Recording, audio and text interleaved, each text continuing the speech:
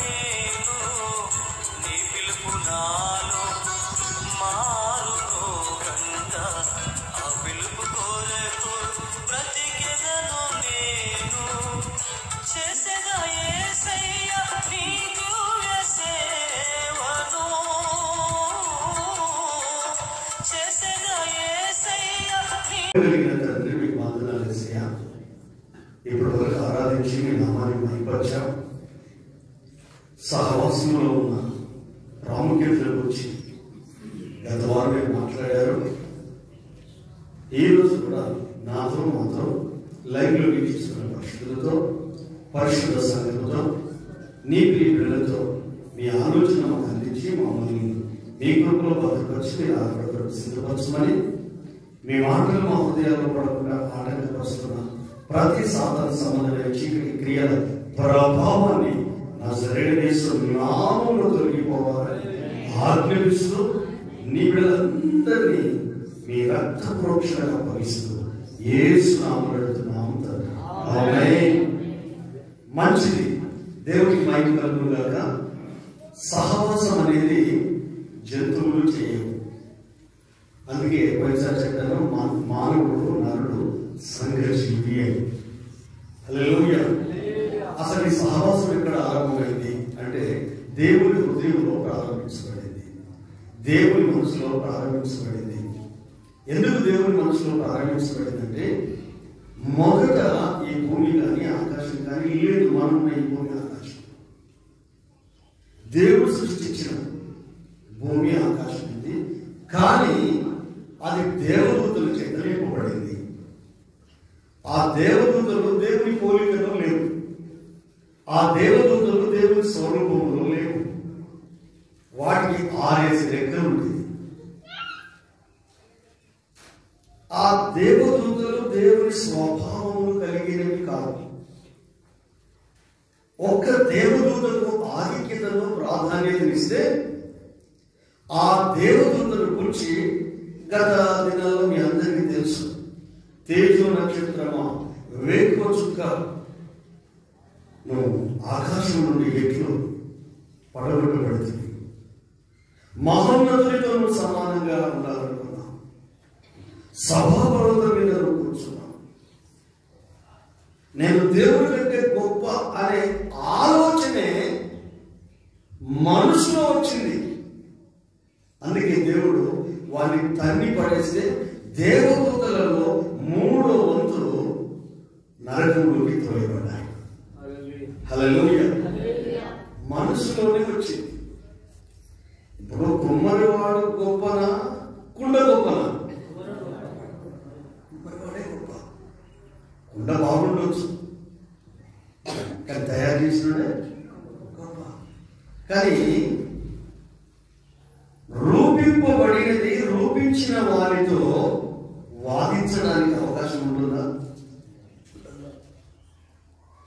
కాబట్టి ఈ లూసిఫర్ లేక ఈ ప్రత్యేకమైన కేరువు దేవుడి మీద తిరుగుబాటు చేసే మనసులోనే ఆలోచన వచ్చింది. ఆలోచన వచ్చినప్పుడు వాళ్ళని తల్లిపడేశారు. అప్పుడు ఈ భూమి నిరాకారంగా శూన్యంగా మారింది. ఆది యందు దేవుడు భూమి ఆకాశములను సృజించారు. భూమి నిరాకారంగా శూన్యంగా ఉండెను. అగాధ జలములు మీద ఆత్మ అల్లాడుచుండెను. దట్టమైన చీకటి. కొన్ని కోట్ల సంవత్సరాలు, ఎన్ని సంవత్సరాలు చెప్పడానికి వీల్లేదు. అయితే దేవుని హృదయమేమో సహవాసాన్ని ఆశిస్తుంది, స్నేహాన్ని ఆశిస్తుంది. మాట్లాడే ఒక వ్యక్తి ఉండాలని, మనసు కలిసిన ఒక వ్యక్తి ఉండాలని ఆశించి దేవుడు నిర్ణయం తీసుకున్నాడు. అదే మన పోలిక చొప్పున మన స్వరూపమందు నరులను చేయుదుము. ఆమేన్. అంటే దేవుని లాగానే, దేవుని స్వభావం కలిగే, దేవుని గుణగణాలు కలిగే మానవుల్ని చేయాలని, నరులు చేయాలని దేవుడు అనుకున్నాడు. మన పోలిక చొప్పున మన స్వరూపమందు మనలాగా పని చేయాలనుకున్నాడు. నిజంగా దేవుడు నేల మట్టిని ఆవిరితో తప్పాడు, కుమ్మరి వారిలాగా మట్టిని బాగా మర్దన చేసి పిసికాడు. ఆ తర్వాత దేవుని రూపంతో ఒక బొమ్మను చేశాడు. ఆమేన్. ఒక రూపాన్ని చేసి నాసిక రంధ్రాలలో ఊపిరిని ఊదాడు. నరుడు జీవాత్మయ్యాడు. హల్లెలూయా. అప్పటి వరకు ఊపిరి లేని మట్టి బొమ్మ.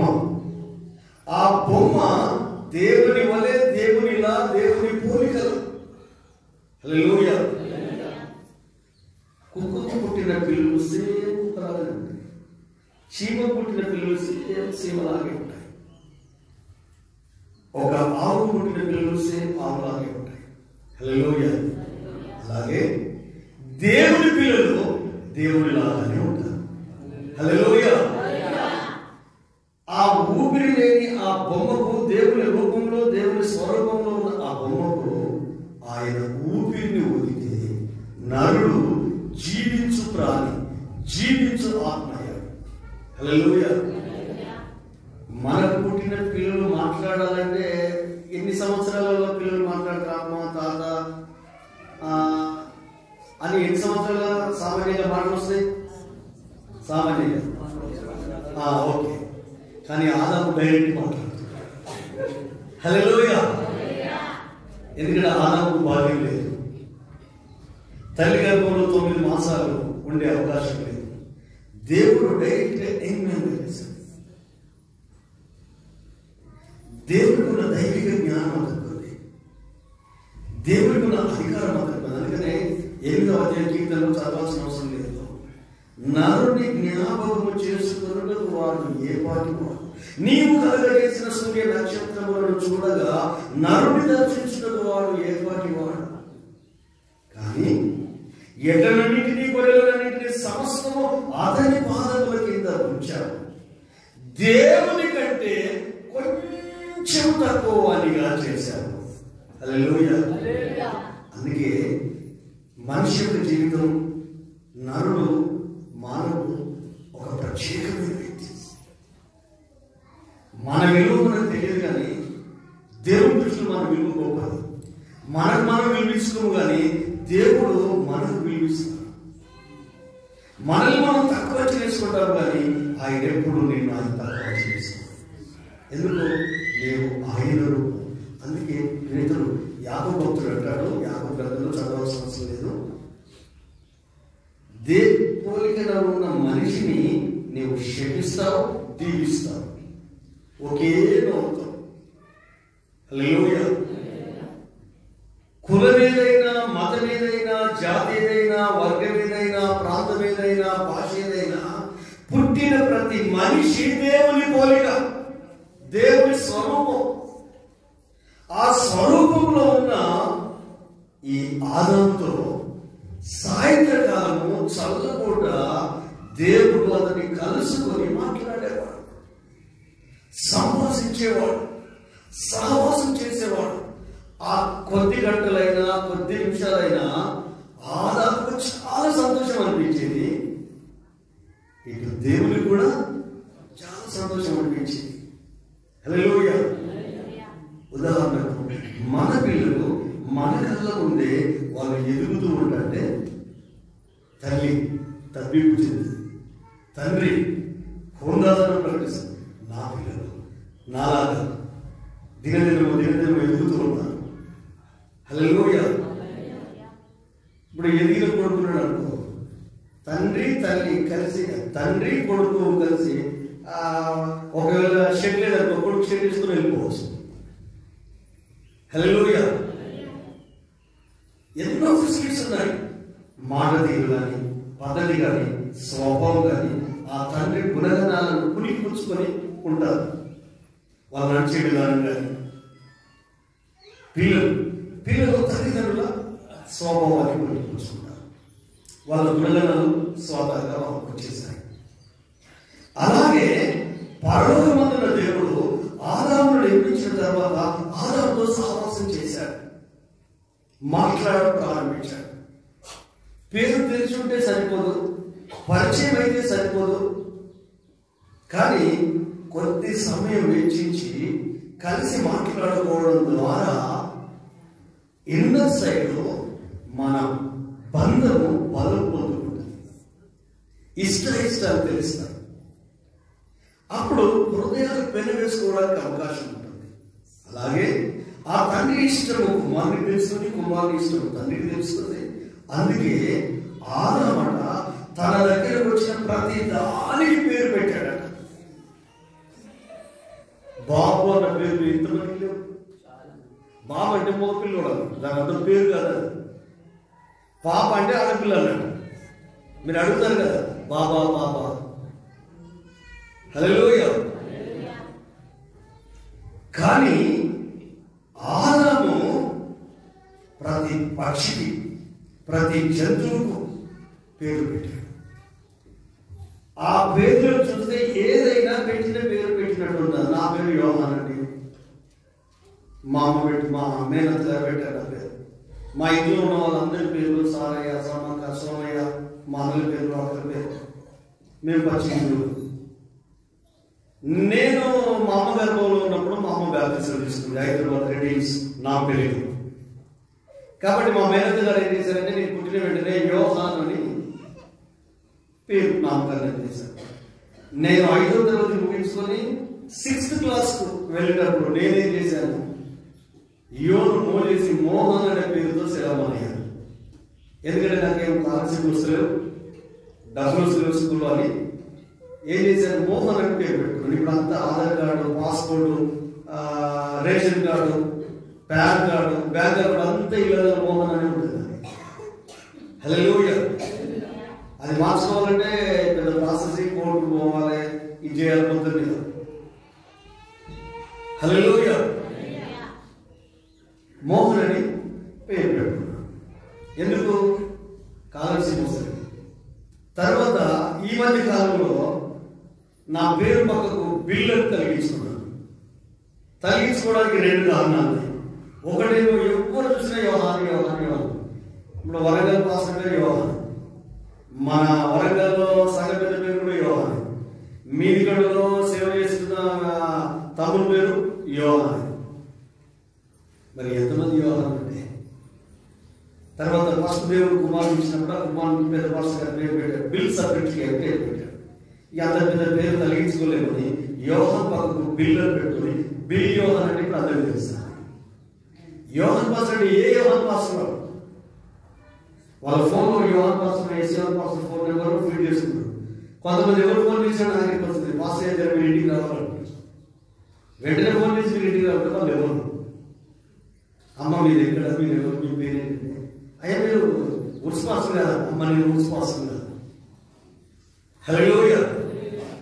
కానీ ఆదాము ఆ ప్రాంతంలో రాలేదు, ప్రతి దానికి పేరు పెట్టాడు. ఇప్పుడు మనం పిలుస్తున్న వాటి పేరు అంతర్జ్ఞానం, దేవుని మహిమ, దేవుని అధికారం, దేవుని గుణగణాలకు ప్రతిబింబముగా, దేవుని ఆలోచనలకు ప్రతిబింబముగా, దేవుని జ్ఞానానికి ప్రతిబింబముగా అతడు ఉన్నాడు.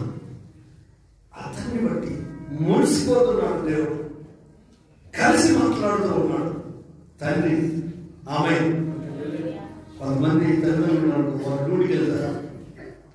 ఈవినింగ్ రాగానే కాలరెక్కలు కడుక్కొని ఇంట్లోకి వచ్చి ఫస్ట్ వాళ్ళ పాపతోనో బాబుతోనో ముచ్చులు పెట్టుకుంటూ ఆడుకుంటారు. హల్లెలూయా.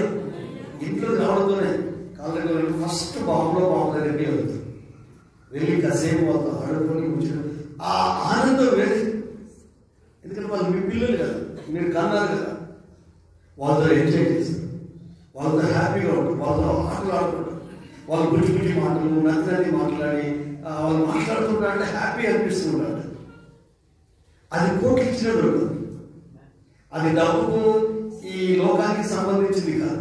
అలాగే పరలోకపు తండ్రి కూడా అదే ఆనందాన్ని ఆనందం ద్వారా పొందుతున్నాడు, అదే సంతోషాన్ని ఆనందం ద్వారా పొందుతున్నాడు. అదే పిల్లలు తండ్రి ద్వారా తల్లి ద్వారా ఆనందాన్ని ఎలాగైతే మన పిల్లలు పొందుతున్నారో అలాగే ఆనందం కూడా తండ్రి ద్వారా పొందుతున్నాడు. అంటే ఒక సమయం అనేది కేటాయించబడింది. ఆ సమయంలో హ్యాపీగా వాళ్ళిద్దరూ సమయాన్ని గడుపుతున్నారు. తండ్రి కొడుకుల బలం అవుతుంది, తల్లి బిడ్డల బలం అవుతుంది.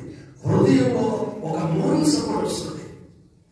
ఇది సహవాసంలో ఉన్న మర్మం, ఇది సహవాసంలో ఉన్న ఆధిక్యత. అలా మాట్లాడుతున్నాడు.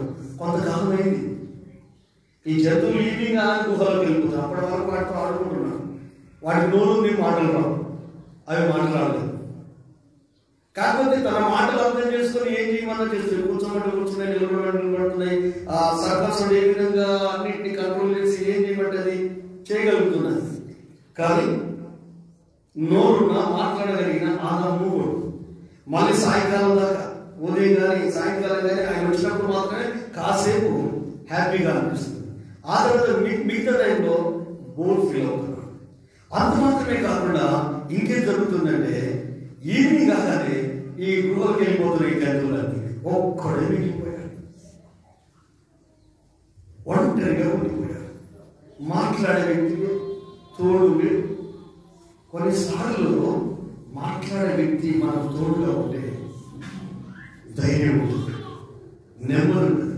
మనల్ని అర్థం చేసుకొని మనల్నిగా ప్రేమించి మన నుండి ఏమి ఆశించకుండా మనకు మోరల్ సపోర్ట్ ఇవ్వగలిగే వ్యక్తి ఉంటే నెమ్మది ఉంటుంది. బాధపడుతున్నాడు. ఆ పరలోక తండ్రికి మాత్రం ఆలోచనలో పడ్డాడు.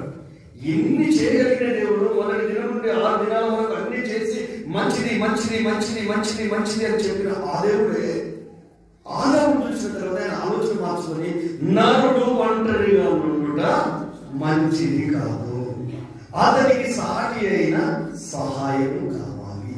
అంటే ఫెలోషిప్ కావాలి, సహవాసం కావాలి, కలిసి మాట్లాడగలిగే వ్యక్తి కావాలి, సాధక బాధకాలు పంచుకునే వ్యక్తి కావాలి. హల్లెలూయా.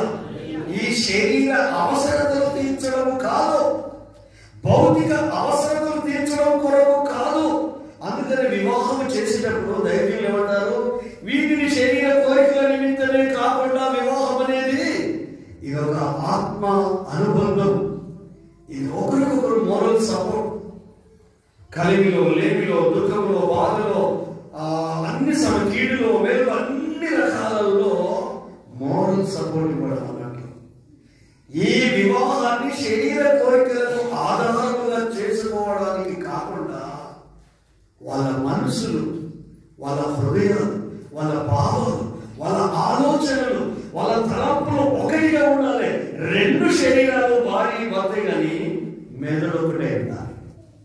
ఆమేన్. ఆలోచన ఒకటే. బయటికి చూస్తే 2 వ్యక్తులే కానీ ఒకే ఆలోచన, ఒకే అభిప్రాయం, ఒకే తలంపు.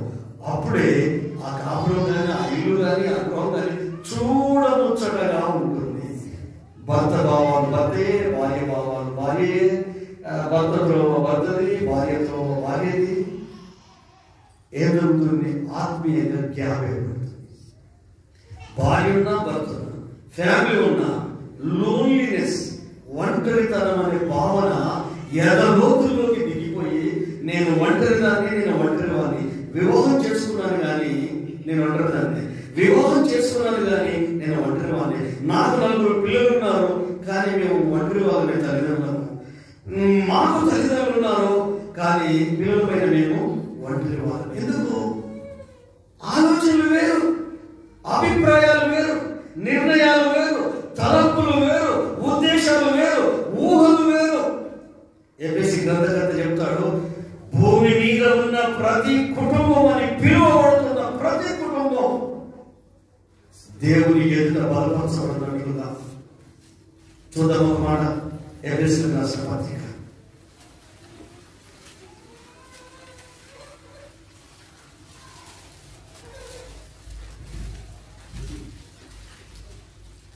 3వ అధ్యాయం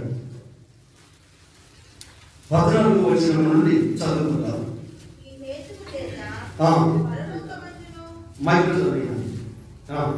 ఈ హేతు చేత పరలోకమందును భూమి మీదను ఉన్న ప్రతి కుటుంబము, భూమి మీద ఉన్న ప్రతి కుటుంబం ఏ తండ్రిని బట్టి కుటుంబం అని పిలువబడుతున్నదో, ఏ తండ్రిని బట్టి కుటుంబం అని పిలువబడుతున్నదో ఆ తండ్రి ఎదుట నేను మోకాలుని మీరు అంతరంగ పురుషుడు, భౌతికమైన కాదు, మీరు అంతరంగ పురుషుని యందు శక్తి కలిగి ఆయన ఆత్మ వలన బలపరచబడినట్లుగాను క్రీస్తు మీ హృదయములలో విశ్వాసము ద్వారా నివసించున్నట్లుగా తన మహిమైశ్వర్యము చొప్పున మీకు దయచేయవలనని మీరు దేవుని సంపూర్ణత యందు పూర్ణులవునట్లుగా ప్రేమయందు వేరుపారి స్థిరపడి సమస్త పరిశుద్ధులతో కూడా దాని వెడల్పు పొడుగు లోతు ఎత్తు ఎంతో గ్రహించుటకును జ్ఞానమునకు మించిన క్రీస్తు ప్రేమను తెలుసుకొనుటను తగిన శక్తి గలవారు కావాలని గట్టిగా చప్పట్లు మీ అందరి నా ప్రార్థన, మీ కుటుంబాల మీ జీవితాల ఇది నా ప్రార్థన. హల్లెలూయా. ఇన్ని విశ్వాసాలు ఉండాలి, పరిశుద్ధ సంఘాలు ఉండాలి. ఇవన్నీ కావాలంటే దేవునితో సహవాసం కావాలి, సంఘముతో సహవాసం కావాలి, దైవజనులతో సహవాసం కావాలి. ఇవి మూడిట్లో ఏది బ్యాలెన్స్ తప్పినా స్పిరిచువల్ గా మన జీవితానికి బ్రేక్ వచ్చేస్తుంది. ఏ హేతువును బట్టి, అక్కడ ఉన్న మాట, ఏ హేతువును బట్టి పరలోకమందును భూమి మీద ఉన్న ప్రతి కుటుంబం ఏ తండ్రిని బట్టి కుటుంబం అని పిలువబడుతున్నదో ఆ తండ్రి ఎదుట నేను మోకాలుని ఒక దైవజనుని ఆత్మదోష, ఒక నిజమైన సేవకుని గుండెల్లో నిద్రానంగా ఉన్న మండుచున్న ఒక పవిత్రమైన కోరిక ఏంటంటే పరిశుద్ధులందరూ అంతరంగ పురుషుని యందు ఆత్మీయ జీవితంలో బలము పొందుకోవాలి. హల్లెలూయా. వీటి వివరణలన్నీ రానున్న దినాల్లో నేను మీకు ఇస్తాను. ఇది నిజమైన దైవజనుడి ప్రార్థన. ఇందులో దైవజనుడు చెప్పిన ఈ మాటలలో ఏమన్నా స్వార్థం ఉందండి? ఇంటికి వెళ్ళాక ఈ మధ్య బాగా వంట పట్టించుకోండి. అవసరం అనుకుంటే ఒక్కడికి 100 సార్లు చదివి కంఠస్థం చేయండి. వచ్చే వారం మిమ్మల్ని అడుగుతాను ఈ వచనాలు ఎక్కడి వరకు అంటే ఇంచుమించు 14వ వచనం నుండి 18 వరకు ఇప్పుడు చదివిన వాక్య భాగాలు మీరు నేర్చుకున్నాడు. హల్లెలూయా. పౌలు యొక్క పవిత్రమైన ప్రేమ, పరిశుద్ధమైన సేవ, ప్రజల ఎడల తనకున్న వాంఛ, కోరిక. ఈ సౌలుకు సెల్ఫ్ గ్లోరీ లేదు. నేను, నా పేరు, నాది అనే అనుభవం లేదు. కానీ మీరు దేవుని కుటుంబం, దేవుని పిల్లలు, మీ కొరకు నేను మోకాల మీద ఉండి మీ ఆత్మల వర్ధిల్లాలని, అంతరంగ పురుషుని యొక్క బలం కలిగి ఉండాలని, పరిశుద్ధతలో పరిపూర్ణులు కావాలని. హల్లెలూయా. దేవుని యొక్క ప్రేమ లోతు, వెడల్పు, ఎత్తు, పొడుగు మీరు తెలుసుకోవాలని ఆయన సన్నిధిలో నేను ప్రార్థిస్తున్నాను. అంటే మీతో దేవునికి ఉన్న సహవాసము బలం పొందుకోవాలి. మీరు దేవునిలో పరిపూర్ణులు కావాలి. ఆయన ప్రేమను తెలుసుకోవడంలో పరిపూర్ణులు కావాలి. ఆయన శక్తిని మీరు అనుభవించాలి. కాబట్టి కుటుంబం ఏదైతే ఉందో, ఫ్యామిలీస్ ఏవైతే ఉన్నాయో, రక్షించబడిన ప్రజలు ఎవరైతే ఉన్నారో వాళ్ళు అంతరంగ పురుషుని యందు బలం పొందుకుని. ఒక్కసారి నేను చదివి మేము వాక్య భాగంలోకి వెళ్తాను. నేను మైండ్లో చదువుతాను. దేవుడికి మైండ్ కలుగుతుంది కదా. 14 ఈ హేతువు చేత పరలోకమందును భూమి మీద ఉన్న ప్రతి కుటుంబం ఏ తండ్రిని బట్టి కుటుంబం అని పిలువబడుచున్నదో ఆ తండ్రి ఎదుట నేను మోకాలుని మీరు అంతరంగ పురుషుని యందు శక్తి కలిగి ఆయన ఆత్మ వలన బలపరచబడినట్లుగా క్రీస్తు మీ హృదయములలో విశ్వాసము ద్వారా నివసించున్నట్లుగాను తన మహిమైశ్వర్యము చొప్పున మీకు దయచేయబడవలననియు మీరు దేవుని సంపూర్ణత యందు పూర్ణులగునట్లుగా ప్రేమ యందు వేరుపారి సమస్త పరిశుద్ధులతో కూడా దాని వెడల్పు, పొడుగు, లోతు, ఎత్తు గ్రహించుకొనుటకు జ్ఞానమునకు మించిన క్రీస్తు ప్రేమను తెలుసుకొనవలనని తగిన శక్తి గలవారు కావాలనని ప్రార్థించుతున్నాను. ఎన్ని అంశాల కొరకు ప్రార్థిస్తున్నాయి. హల్లెలూయా.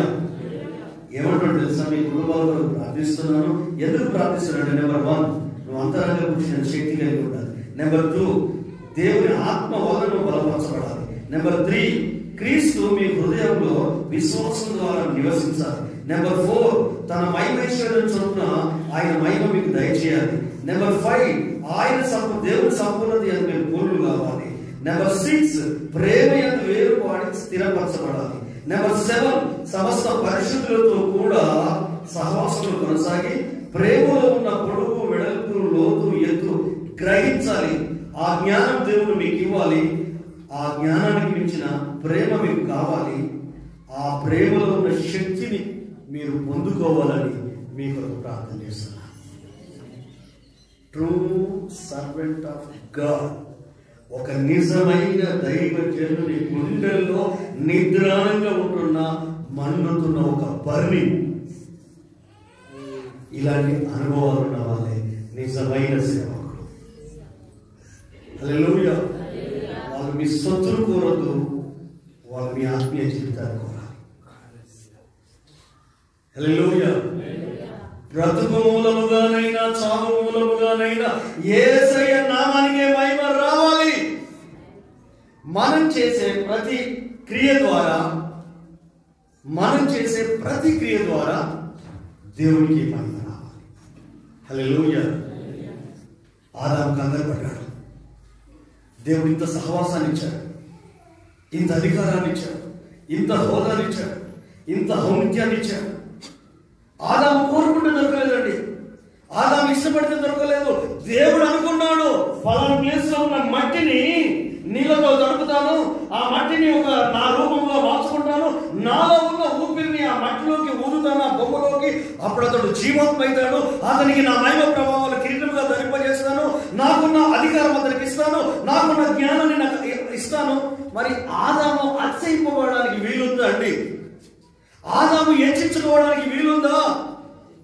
మరి ఎందుకండి మనుషులు మనం హెచ్చించుకుంటాం? ఎందుకండి సేవకులు మనం హెచ్చించుకుంటాం? ఎందుకండి విశ్వాసం మనం హెచ్చించుకుంటాం? ఏదో సాధించాము, ఏదో చేసాము, నేను లేకపోతే ఏది లేదు అని అనుకుంటాము. ఆయన లేకపోతే నీవు నేను లేవు, ఒట్టి మట్టి. ఆయన వలన, ఆయన ద్వారా. యోహాను సువార్త మొదటి వచ్చిన జరుగుతున్నాం. యోహాను సువార్త మొదటి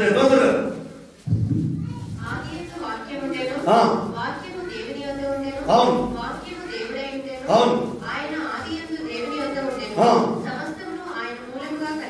సమస్తమును ఆయన మూలముగా కలిగెను, కలిగి ఉన్నదేదియు ఆయన లేకుండా కలగలేదు. ఆమేన్. హల్లెలూయా.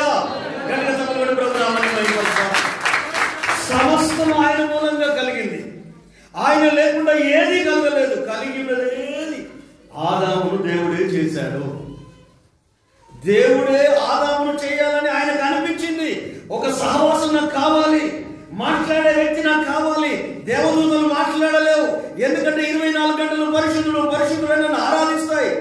దేవదూతల రూపము నా రూపం కాదు, నా పోలిక కాదు, నా స్వభావం కాదు. నా స్వభావం లాగా, నా పోలిక లాగా, నాలాగా మాట్లాడగలిగి గుణగణాలు కలిగిన ఒక వ్యక్తి నాకు కావాలి అని కాయపడి, ఇష్టపడి ఆ ఏదైనా వరంలో అటు తిరిగినట్టున్నాడు. కానీ ఎందుకో ఒక ప్లేస్ నచ్చినట్టుంది. ఆ ప్లేస్ను ఆవిరితో తడిపి మట్టిని మైదా పిండిలాగా పిసికాడు. ఒక ఆకృతిని, ఒక దేవుని రూపాన్ని చేసి ఆ రూపంలో ఊపిరిని పొందాడు. నరుడు జీవించు ఆత్మయ్యాడు. ఎంత జ్ఞానం అంటే మహామేధావయ్యాడు. జంతువులు ఆయనకు లోబడ్డాయి, వాటిని పేర్లు పెట్టాడు, ప్రతిదీ. కానీ అన్ని చేసిన అదే దేవుడు హృదయంలో బాధ అనిపించింది. దేని గురించి? తన గురించి తనకు బాధ లేదండి. ఎవరి గురించి? దేవుని గురించి దేవునికి బాధ లేదు. ఎవరి గురించి బాధ ఉంది? ఆదాము గురించి. మీ గురించి ఆయనకు బాధ ఉంది, మీ గుణగణాల గురించి ఆయనకు బాధ ఉంది, మీ ఆలోచనల పరంపర గురించి ఆయనకు బాధ ఉంది.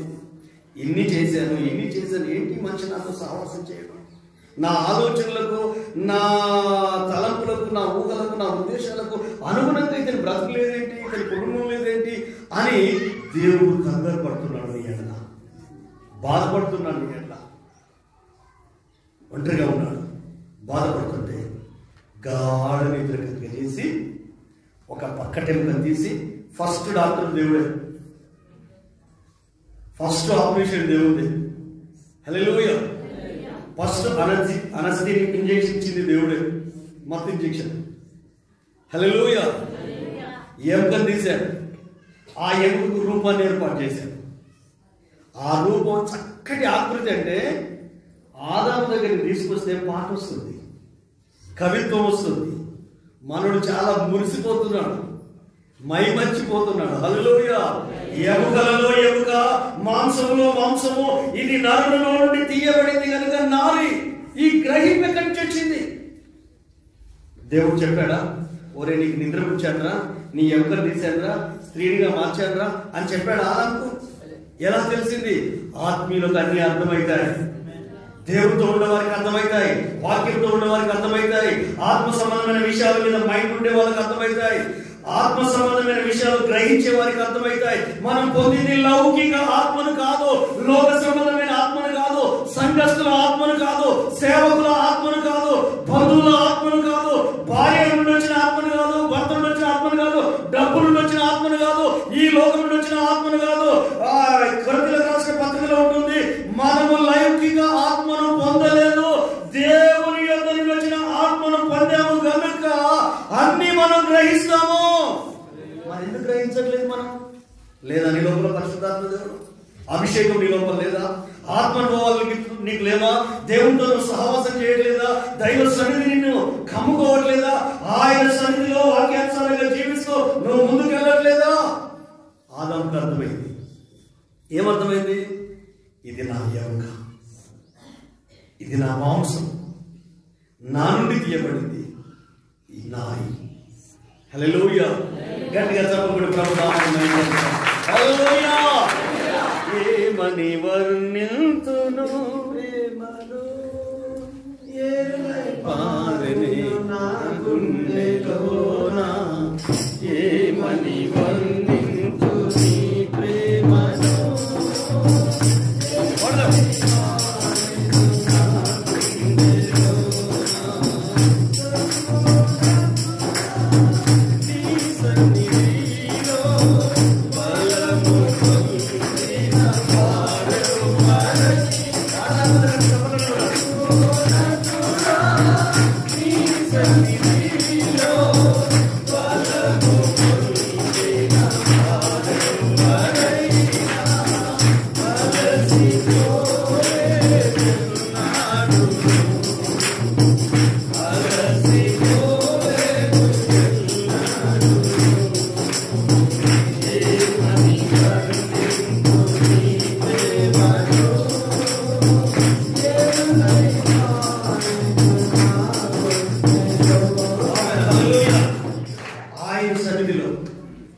ఆయన సముఖం ఎదుట ఆదాముకు గాఢ నిద్ర కలిగజేసి, కొంతమందికి నిద్రమత్తులో ఏం జరిగిందో అర్థం కాదు.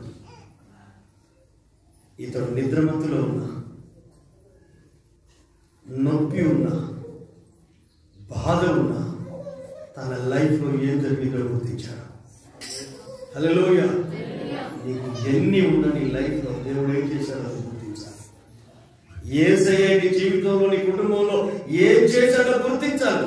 గుర్తించడంతో ఆగిపోవద్దు, ఆయనకే చెప్పాలి. నా ఎముకలలో ఎముక, నా మాంసంలో మాంసం, ఇది నరం నుండి తీయబడింది కనుక నాది. ఆమేన్. ఇప్పుడు ఇద్దరు సాయంకాలం దేవుని కొరకు ఎదురు చూడడం, మార్నింగ్ దేవుని కొరకు ఎదురు చూడడం. ప్రభుత్వం మాట్లాడినప్పుడు చాలా సంతోషంగా అనిపిస్తుంది. ఇప్పుడు ఒంటరితనం లేదు. ఎందుకు ఒంటరితనం లేదు? వీళ్ళు ప్రపంచాన్ని మర్చిపోయారు. మొట్టమొదటి పెళ్లి, మొట్టమొదటి కుటుంబం, మొట్టమొదటి భార్యాభర్తలు, మొట్టమొదటి దేవుని బిడ్డలు, మొట్టమొదటి సహవాసం, మొట్టమొదటి సంఘం. ఈ గొప్పతనాన్ని ఎవరికి ఇద్దాం? ఆదానికి ఇద్దామా? ఎవరికి ఇద్దామా? ఎవరికి ఇద్దాం చెప్పండి? ఎవరికి ఇద్దాం? దేవునికి ఇవ్వాలి. మనుషులకు కాదు, మనుషులకు కాదు. హల్లెలూయా. నాకు యేసన్న గారి మాట నాకు ఎప్పటికీ గుర్తొస్తుంది. అన్నని అడిగారట, 1000 సంఘాల కంటే ఎక్కువ సంఘాలు, ప్రపంచంలో సంఘాలు ఎన్నో ఉంటాయి. అడిగితే అన్న నాకు నువ్వు ఉన్నప్పుడుంటే పర్వాలేదు, సంఘాలు ఏంటి మరి నువ్వు చనిపోతే ఎట్లా? ఈ సంఘాలను ఏమైపోతే మొత్తం గందరగోళం అయిపోతుంది అంటే వయసులో చిన్నోడు కూడా రే చెప్పాడు, నేను యేసన్న మీద సంఘాన్ని కట్టలేదా, యేసయ్య మీద సంఘాన్ని కట్టలేదు. ఈ రోజులలో ఎవరి మీద సంఘాలు కడుతున్నారు? మనుషుల మీద, సంస్థల మీద. హల్లెలూయా.